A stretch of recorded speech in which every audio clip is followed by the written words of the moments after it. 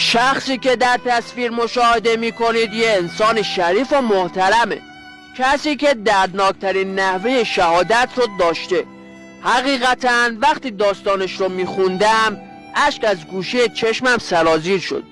تو یکی از حساسترین برهه‌های جنگ ایران یه عملیات مخفی و پیچیده علیه عراق شروع شد. عملیات تو شب انجام میشد و به هیچ وجه نباید لو میرفت. تو اون تاریکی شب یه گلوله به طور تصادفی به کوله علی عرب خورد. کوله‌ای که پر از مهمات بود و گلوله دقیقاً به سر آرپیچی خورده بود. فرمانده به علی گفت اگه کوچکترین حرکتی بکنی عملیات لو میره. شهید علی عرب بدون اینکه حرفی بزنه فقط یه پارچه رو تو دهنش گذاشت و کولش آتیش گرفت. وقتی عملیات تموم شد تمام همرزمهای علی فقط گریه میکردن، چون از علی فقط یه جفت پوتین باقی مونده بود.